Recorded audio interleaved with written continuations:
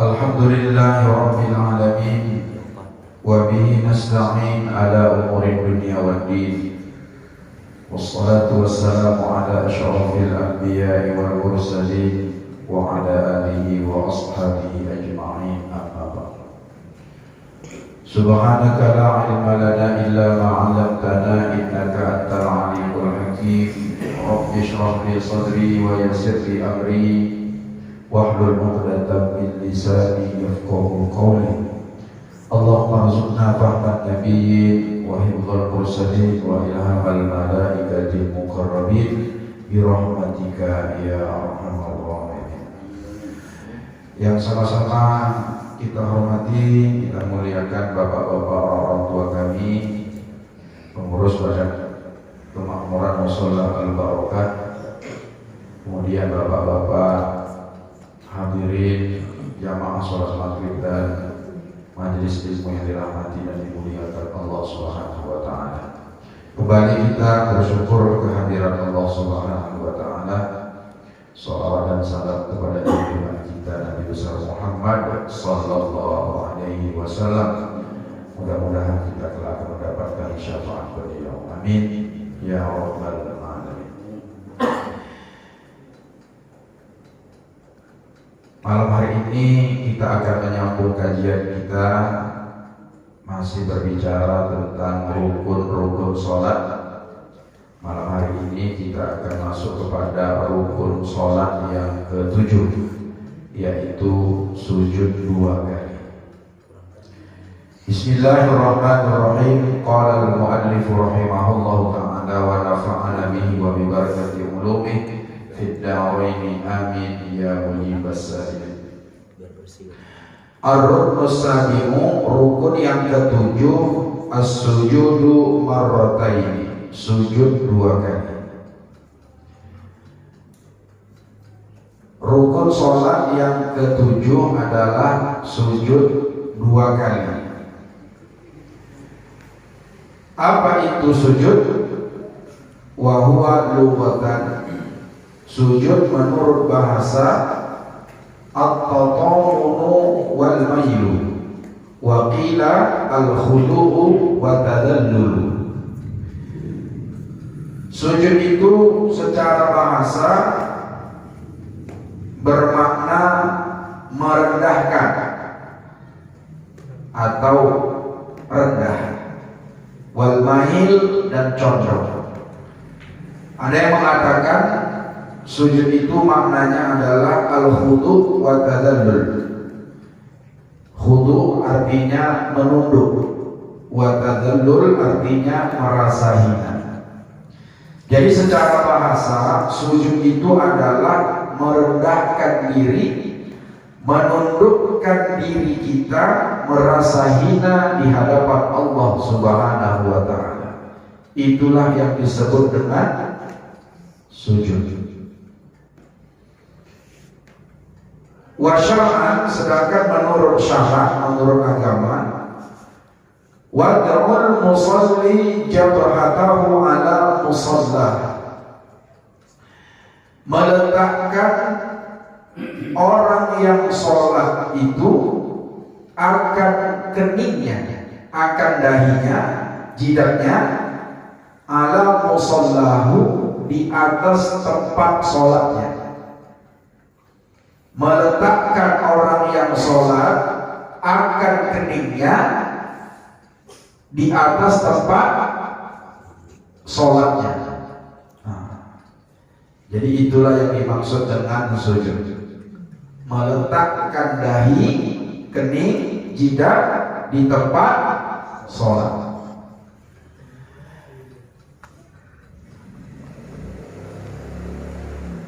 Bapak-bapak hadirin yang dimuliakan Allah, setelah kita mengetahui tentang definisi sujud ini, seperti rukun-rukun yang sudah-sudah, maka sujud ini juga punya syarat, dan syarat-syarat ini mesti terpenuhi. Dan jika ada salah satu syarat itu tidak dipenuhi, maka sujudnya tidak sah, karena sujud ini adalah rukun. Kalau disebutkan rukun berarti ini adalah intisari, pokok. Dan apabila rukun-rukun ini dilanggar, cara mengerjakannya tidak benar, maka sholat kita juga tidak sah. Oleh karena itu, perhatikan benarlah syarat-syarat sujud yang akan kita kaji pada malam hari. Syurutus sujudi tis'atun. Syarat-syarat sujud itu ada 9. Yang pertama, ayyasiha ma qablahu. Hendaklah sah sesuatu sebelum sujud. Apa rukun sebelum sujud?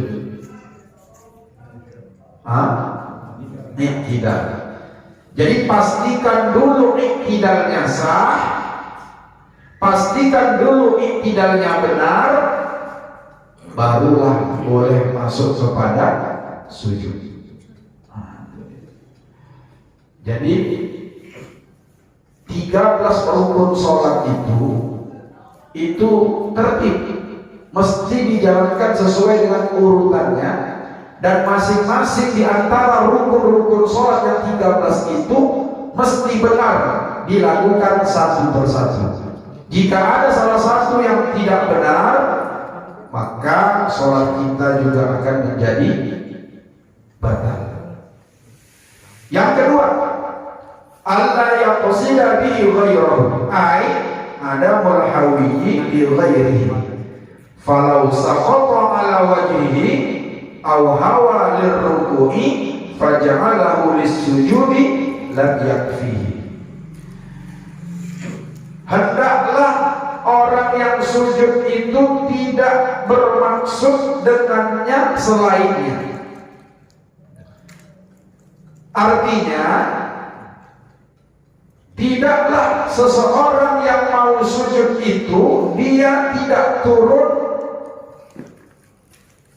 kecuali memang niatnya mau turun untuk sujud, bukan turunnya untuk selainnya.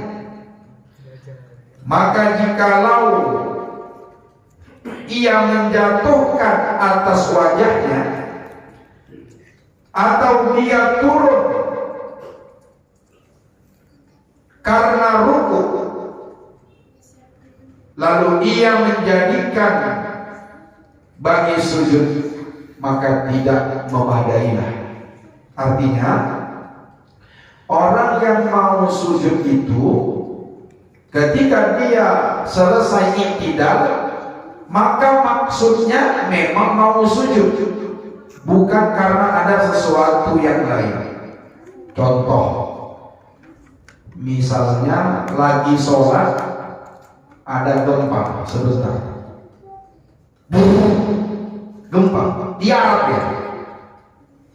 Begitu dia tiarap, berhenti gempa, dilanjutkan, udah sujud aja. Ini tak bisa, karena dia turun untuk sujud itu bukan karena mau sujud, tapi karena ada yang lainnya, itu gempa, itu tak bisa.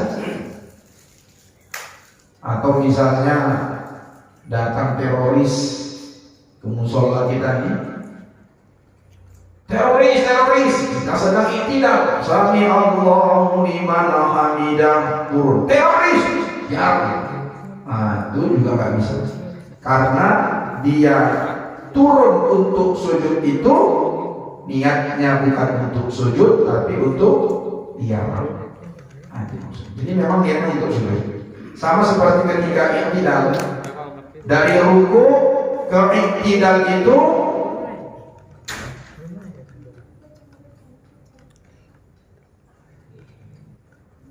kalau niatnya maksudnya bukan untuk iktidal seperti terkejut,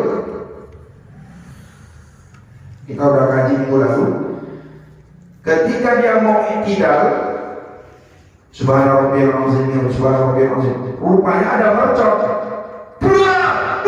Terkejut dia. Sekalian aja lah, sami Allahu liman hamidah. Amin. Ini i'tidalnya tidak sah. Sama seperti ruku tadi, sujud tadi. Makanya anak-anak ini jangan kalian mercon nanti bulan puasa. Gara-gara itu nanti waktu tak sah sholatnya. Ustaz, jadi kalau misalnya terlanjur lah tadi dia terkejut, dia langsung sujud. Macam mana? Balik lagi Pak. Naik lagi ke posisi i'tidal berdiri, tumakninah sebentar, baru sujud lagi. Jangan tak boleh langsungkan. Kalau dilangsungkan itu batal sholatnya. Kemudian yang ketiga, ayat ma'inna fihi. Orang yang sujud itu hendaklah ada tumakninahnya. Artinya ada jeda waktu. Jadi waktu Allahu Akbar sujud itu ada tumakninah, berhenti sejenak. Masalah ada bacaannya itu nanti. Ini sekarang syarat dulu.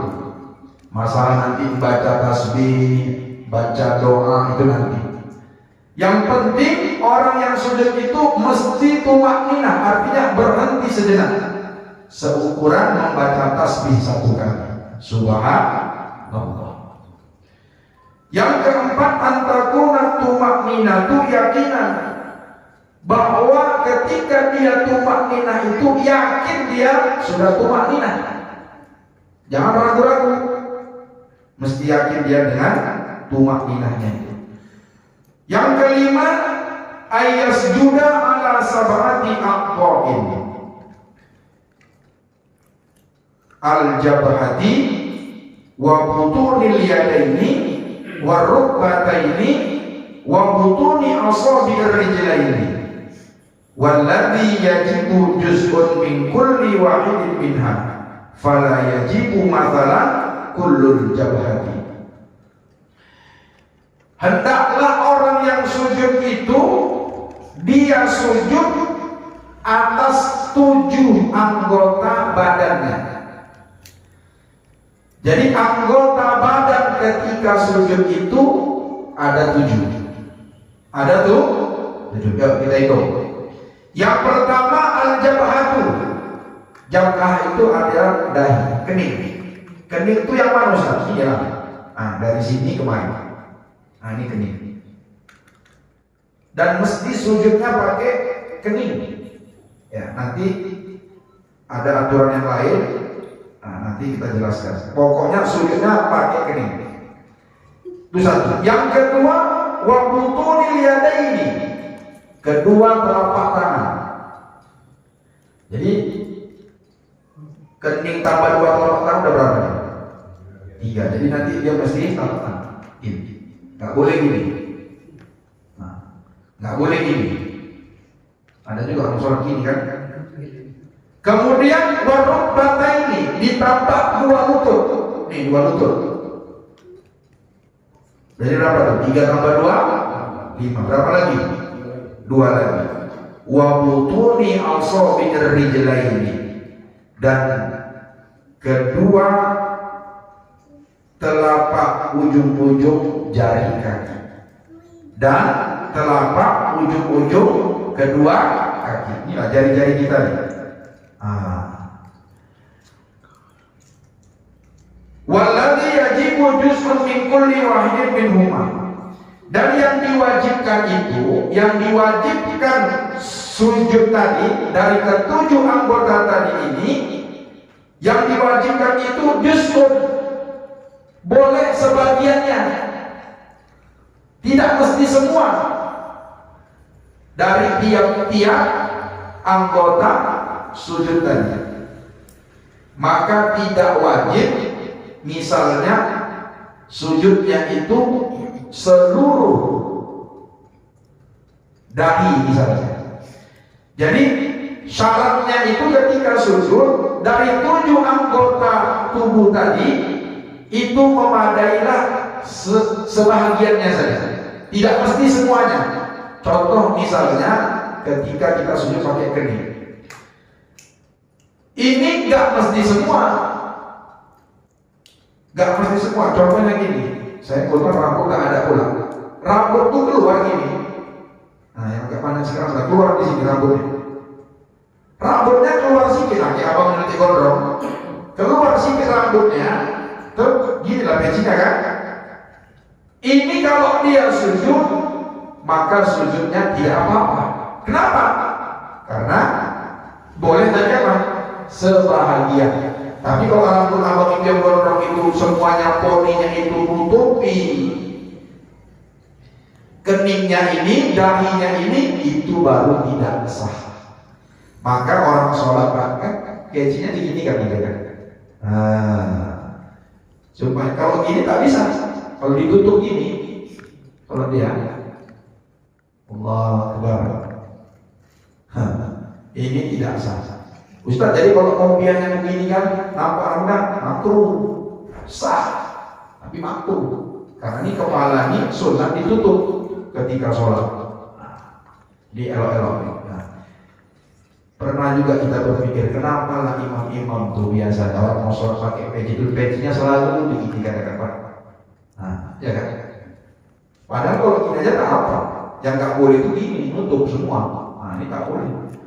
Jadi anggota sujud itu boleh sebahagiannya saja, tidak mesti seluruhnya. Misalnya nanti sujud itu kakinya kan, kaki kita ada berapa jari?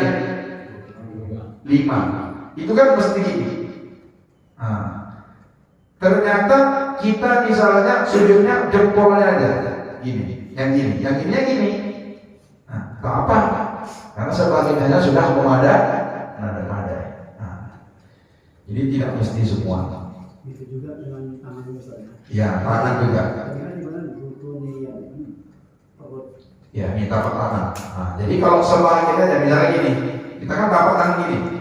Kalau misalnya kita satu jari ada yang tidak kena, ini dia, tak apa. Sebagiannya bisa. Atau satu jari kita ini gini, nggak menyentuh, tak apa. Yang penting ada sebagian saja sudah memadai. Tapi kalau dia gini, nggak bisa.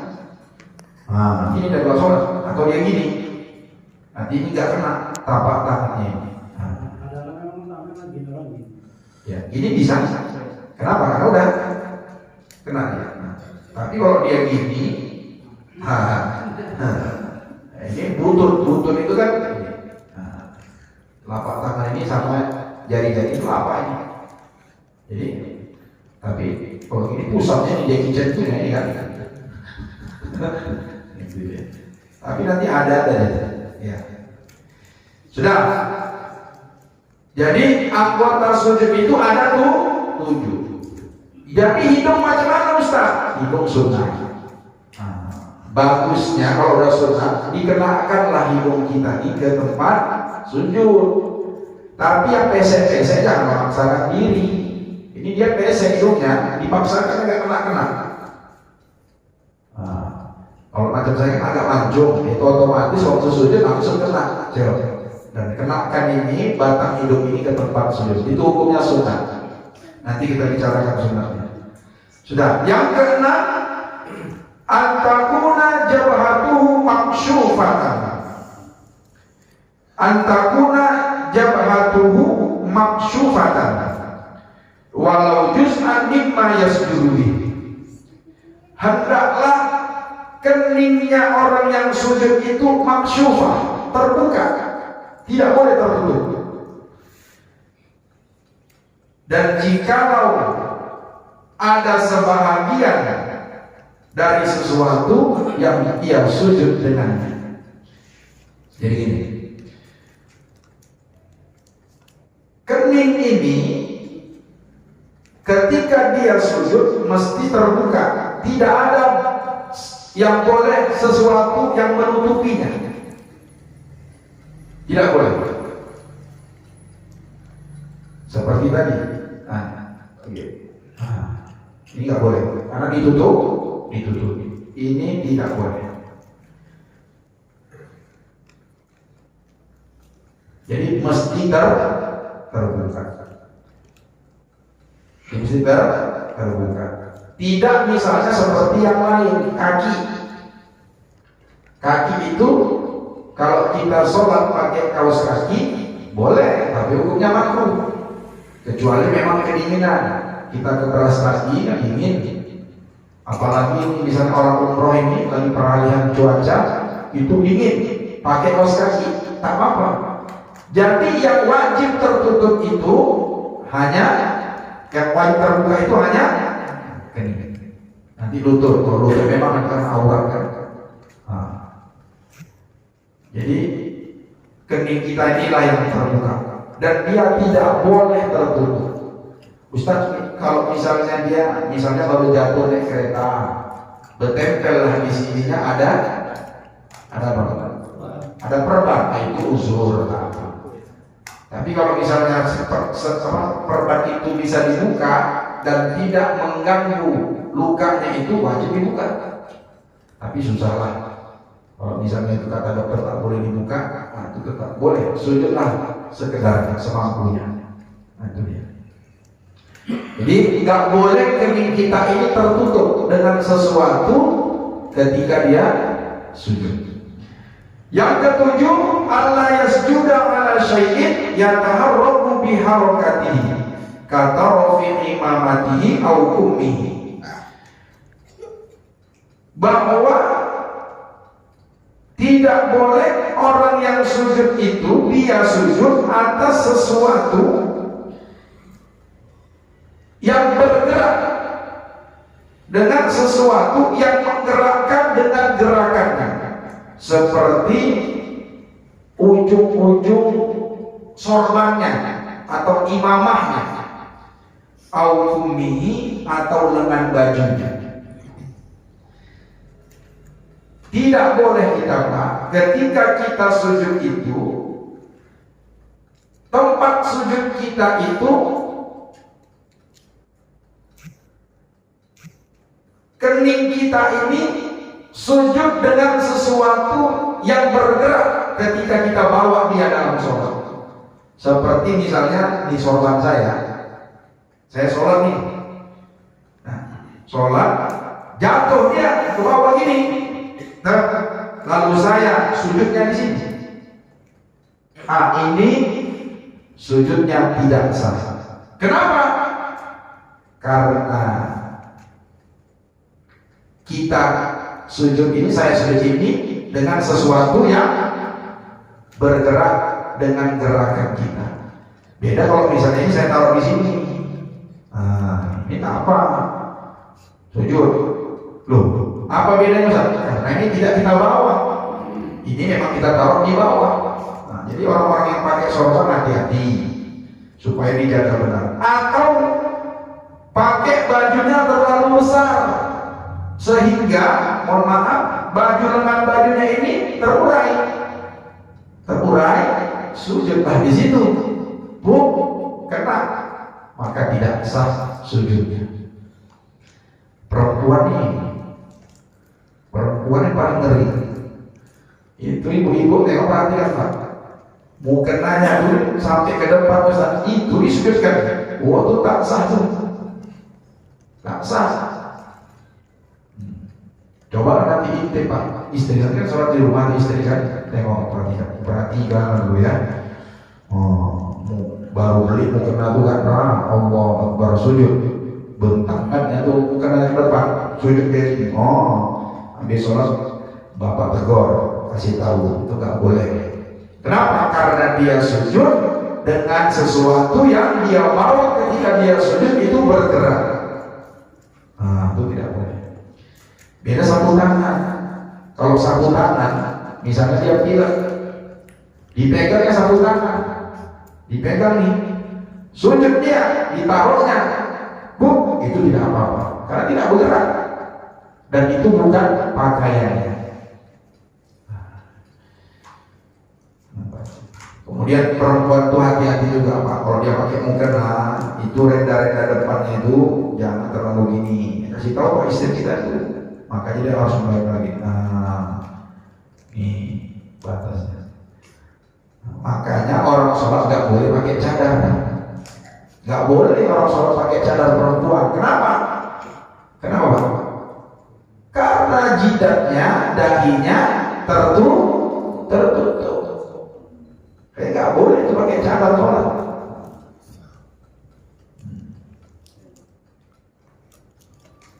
Dah, terlanjut. Yang keberapa sekarang? Ke-8. Syarat sujud yang ke-8, irtifa'u as-safilihi ala a'aliyahi, meninggikan bahagian yang bawah atas bahagian anggota tubuh yang paling atas. Apa maksudnya? Asafiruhu, maksud yang bawah itu di ataskan, yang atas itu dibawahkan adalah al-ajizatu. Mohon maaf, bokong pantat. Pantat itu tempatnya di mana? Kalau kita berdiri tegak di mana? Di bawah. A'aliyahu, yang bagian atas itu adalah al-katifani warroksi, yaitu dua pundak dan kepala. Ingat bagian atas, kepala dan dua pundak. Sujud syaratnya bahagian yang atas ini, bahagian yang bawah ini posisinya mesti di atas daripada anggota yang di atas ini. Artinya pantat kita itu lebih tinggi daripada kepala dan pundak kita. Contoh.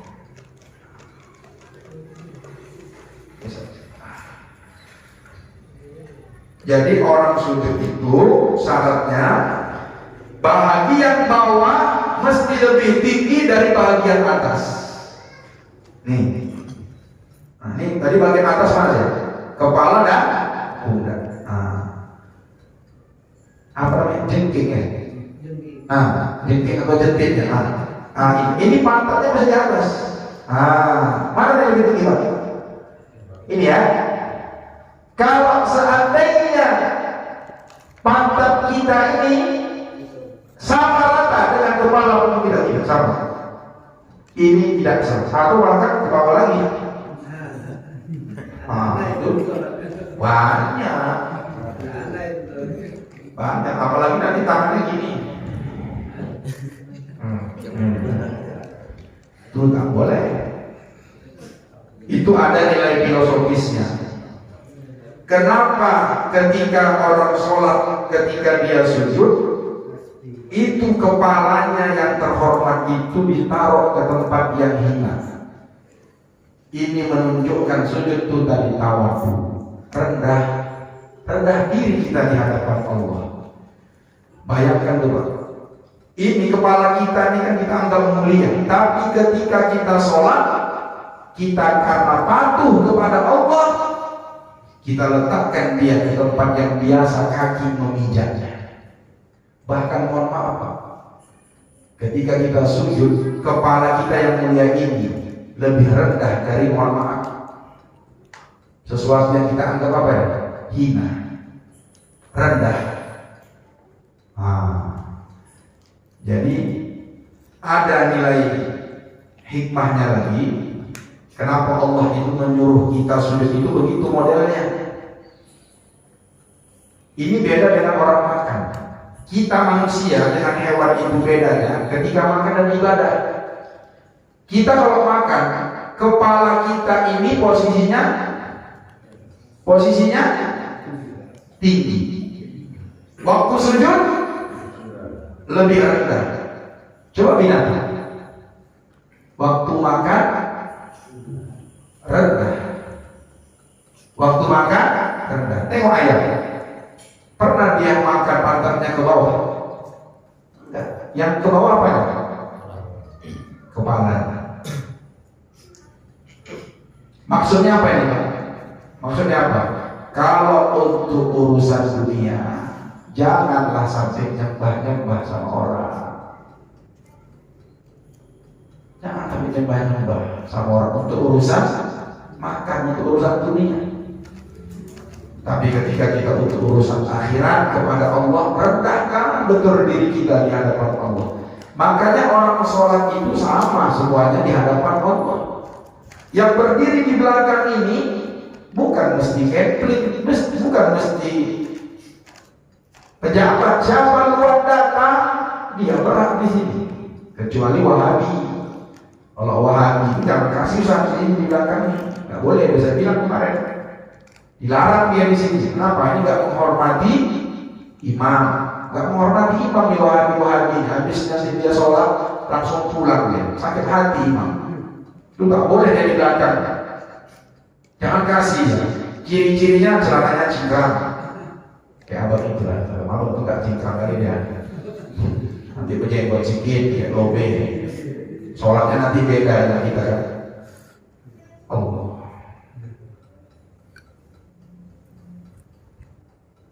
Kakinya lebar, takbirnya tegak. Allah.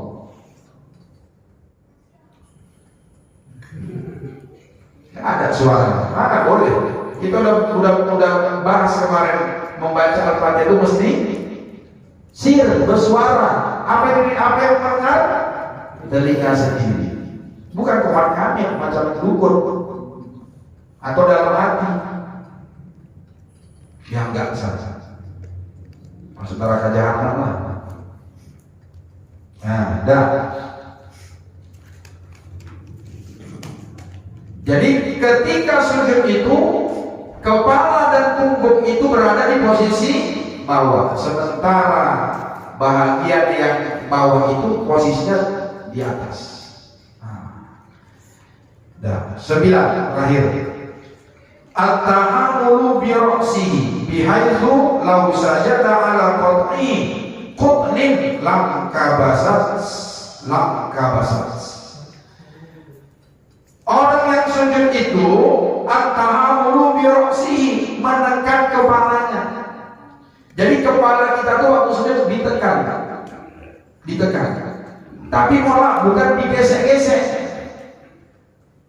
Jadi ditekan sedikit. Tapi bukan ditekan kayak gini, enggak.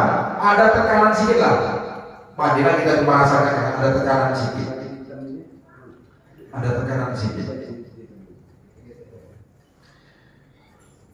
Dengan sekira-kira gini, jikalau dia sujud atas sebuah potongan kapas, niscaya nampaklah tekanan itu. Jadi kalau kita sholat, misalnya kita sujud itu nekan atau enggak nekan, misalnya kita sujud di bawah kapas, dan kalau kita sujud di atas kapas itu ditekan atau tidak ditekannya kening kita ini, maka akan nampaklah bekas kapas. Jadi bisa kita tekan, tapi bukan digesek-gesek sehingga nanti jidatnya hitam. Jidat hitam itu bukan itu maksud ayat itu. Simahum fi wujuhihim min atharis sujud. Banyak orang menyangka ciri-ciri sahabat Rasul itu keningnya itu berbekas ketika sujud. Bukan itu maksudnya. Walaupun kalau ada orang sujud rajin sholat, husnuzon kita rajin sholat dia, lama dia waktu sujudnya, maka bercak hitam lah, tak apa. Tapi jangan sampai mengatakan orang yang tak ada warna hitam di jidatnya, diklaim dia ini malas sholat. Jangan.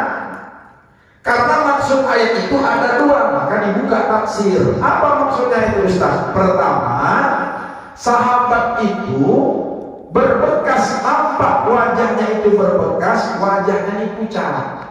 Kenapa pucat? Karena malam itu tidurnya sedikit beribadah, jadi nampaklah pucat juga sahabat itu. Satu. Yang kedua, maksud ayat itu berbekas karena bekas sujudnya, nanti di hari kiamat wajah orang-orang yang sering sujud itu memancarkan cahaya.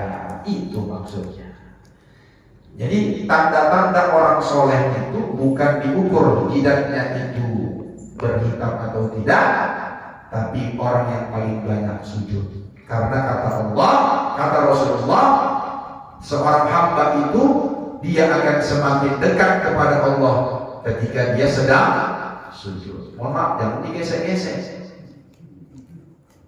Kadang-kadang kita heran, baru sebulan dia taubat, udah jidatnya hitam daripada awak yang udah hampir tiap hari sholat. Kenapa? Rupanya nih hantu kan ini dari dianggap dia orang soleh. Hitam mantap.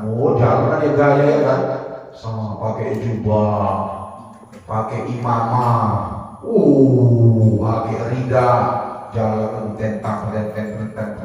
Diinikannya becina. Nampak jidatnya hitam. Rupanya jantungannya. Itu tak boleh. Jadi kalaupun ada yang hitam, baik sangka saja kita. Dan kemudian yang dari jidatnya hitam, janganlah pula mengklaim bahwa orang yang jidatnya nggak hitam itu disebutnya dia malas sujud. Jangan gitu.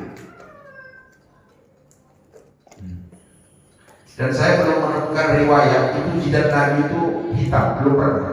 Entahlah kalau ada Surya atau ada pernah baca kitab itu jidat Nabi itu hitam. Belum saya dapatkan riwayatnya. Tapi yang jelas Nabi itu waktu sujud ditekan. Dan sekarang kita masuk sunat sujud. Sunat sujud. Banyaknya sunat sujud. Yang pertama sunat sujud itu sebelum sujud takbir dulu, tapi tidak mengangkat tangan. Sami Allahu liman hamidah, tidak. Itu kan sunat angkat tangan, turun ke bawah. Rabbana walakal hamd.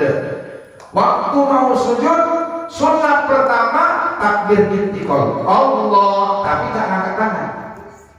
Langsung sujud. Haji. Gak apa-apa, kita habiskan sih, gak apa-apa ya. Kemudian ketika sujud itu, yang pertama jatuh menyentuh lantai itu adalah kedua lutut. Sami Allahu liman hamidah, turun. Yang turun itu Pak, lutut, tangan, baru kening dengan hidung bersama. Mata jangan terpejam, tapi mata itu lihatlah ke tempat hidung kita. Jadi waktu sujud itu hidung itu dilihat. Ini. Kemudian kedua tangan ini, perhatikan kedua tangan, tidak terlalu ke depan, tidak terlalu ke belakang, dia setentak dengan bahu. Dan jari-jari ini nggak boleh digenggam seperti kita biasa. Dan ini menghadap kiblat. Ini. Jadi jatuh, letakkan kening di sini. Ini ujung-ujung jari ini nggak boleh lebih dari bahu kita. Nggak boleh di sini. Atau terlalu kemari. Di sini ya. Dan ini dibuka. Kalau seandainya tikus lewat, kucing lewat tadi dari sini. Nih, jari-jarinya ini lurus ya Pak. Tidak digenggam ini dan tidak gini. Jadi gini, diangkat. Tahu tak? Jadi ukurannya itu seandainya jatuh pisau dari atas ke pundak kita nih, tangan kita nggak kena. Jadi yang kena apa? Punggung. Misalnya jatuh nih pisau dari sini. Ini di sini. Ini tangan kita nggak kena. Artinya tangan kita itu sejajar dengan bahu. Ya, dibuka. Beda perempuan. Kalau perempuan bisa gini, tutup. Laki-laki dan perempuan itu buka tutup bedanya. Artinya perempuan itu keteknya di ketiak ini nggak boleh dibuka.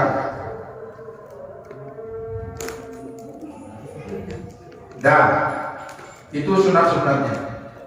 Jari-jarinya dihadapkan ke kiblat, tidak memejamkan mata tatkala sujud, melebarkan antara letak kaki kanan dan kaki kiri seukuran 1 sibir atau 1 jengkal. Ini sudah saya praktekkan kemarin. Waktu sujud, ini kaki kita sunatnya dibuka sejengkal, sama waktu kita berdiri waktu sholat. Bukan diginikan. Ini banyak orang pelanggannya gini. Kau ngaji di mana, bro? Ini tetap ini terbuka sejengkal. Ya Pak, paham kan? Jadi dibuka dia, bukan ditutup. Kalau nengok YouTube pasti disilang. Buka nanti YouTube, Kalau kaki kita buka sejengkal, itu disilang orang. Artinya apa? Salah, bid'ah kata orang. Orang kok nggak ngaji.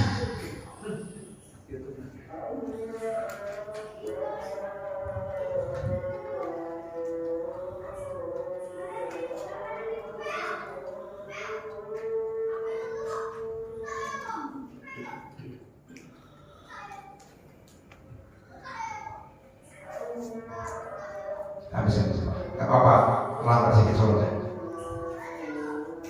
Karena tamu.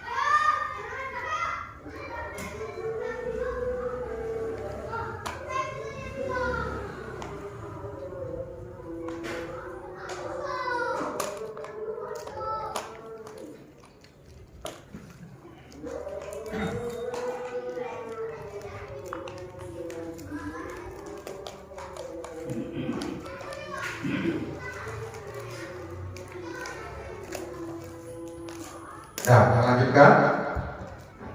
Kemudian posisi jari-jari kaki kita itu tegak berdiri, tidak dia tundukin atau dia gini. Ini lah. Jadi tapi ditekan menghadap kiblat. Masih mencontohkan lagi yang bayar. Nih. Nah, nanti tengok di YouTube. Nah, ini tidak ini, tapi ini. Nah, jadi ini ditekan sedikit. Nah, ditekan menghadap kiblat. Tidak gini ya. Beda gini. Dah. Itu sunat. Kemudian waktu sujud membaca zikir. Ini zikirnya kalau jadi imam maksimal 3. Jangan lebih. Jadi imam baca tasbih zikirnya waktu sujud subhana rabbiyal a'la maksimal jadi imam 3. Maksimal berapa? 3. Kemudian kalau sholat sendiri 11. Kalau kita sholat sendiri 11 maksimalnya. Pernah kita buat apa? Kecuali makmumnya merestui. Jadi waktu mau sholat makmum saya nanti baca zikir sujudnya 11 kali. Ridho, setuju, buat 11 kali. Tapi kalau nengok-nengok muka kita mana nih setuju nih? Tak ada, mau 3 kali udah marah orang ya kan? Apalagi taraweh. Bagi makmum unlimited. Makmum itu tak ada batas. Seandainya imamnya kita udah baca 3 kali, subhanallah, imamnya enggak bangun, enggak duduk antara 2 sujud, maka makmum terus membaca tasbih sampai selesai. Jadi makmum tak boleh diam. Jangan nanti kalau kita baca 3 kali, subhanallah, imamnya belum bangkit, kita diam aja sambil kita cium karpet, kok bau kali, belum pernah tadi paku sama wakil ke pasir. Jangan. Gak boleh, tetap membaca zikirnya. Jadi ada 3 ya. Imam berapa kali? 3. Kalau sholat sendiri 11 maksimal. Kalau sholatnya jadi makmum unlimited. Tuh.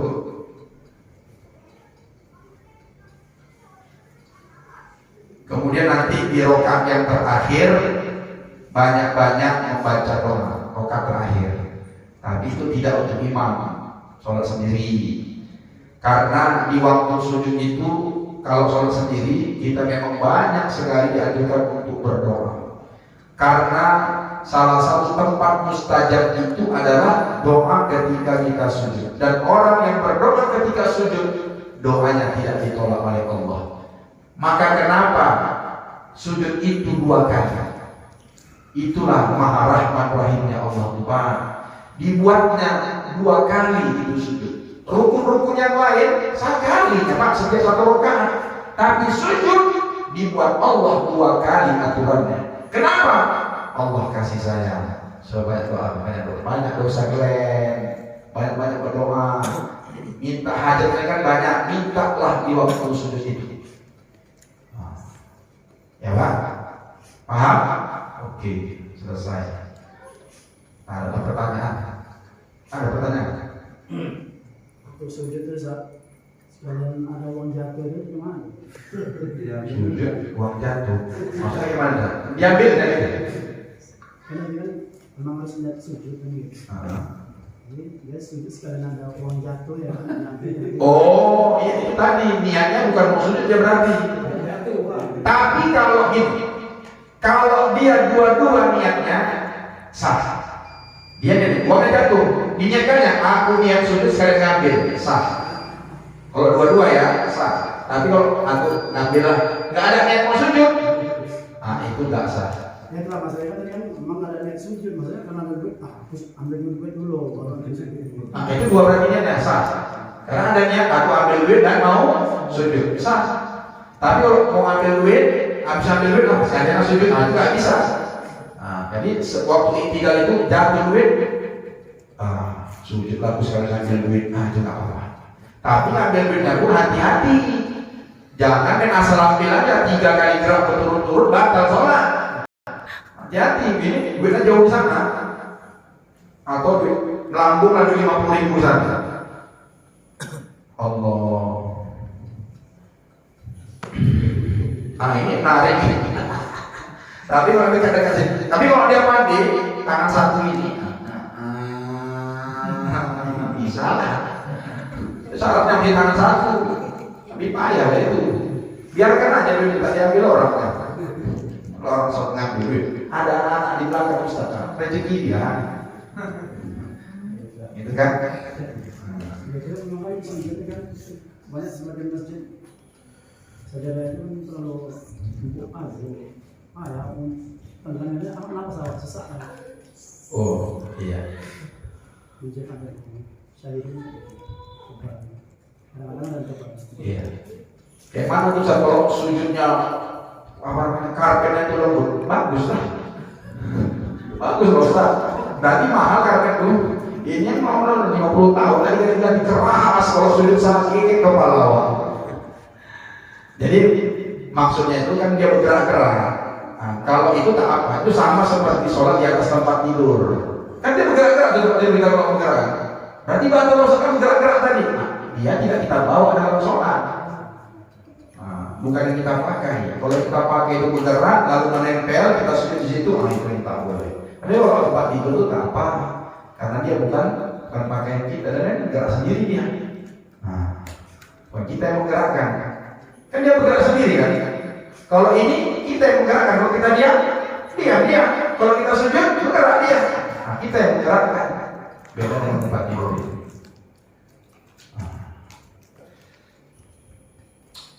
Minggu depan masih ada beberapa lagi kita buka bab puasa. Karena kita mau puasa, ini sholat sudah tinggalkan, kita nanti beralih kepada puasa. 2 pertemuan insya Allah selesai, karena nggak banyak. Ingatkan saja supaya ketika kita berpuasa itu, puasa kita itu sesuai dengan tuntunan yang diajarkan oleh baginda Rasulullah SAW.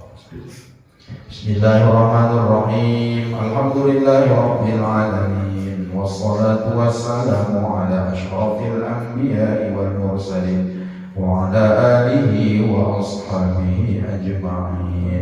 اللهم علمنا ما جهلنا وذكرنا ما نسينا وانفعنا بما علمتنا يا الله يا أرحم الراحمين. اللهم زدنا علما وارزقنا فهما وعملا صالحا مقبولا برحمتك يا أرحم الراحمين.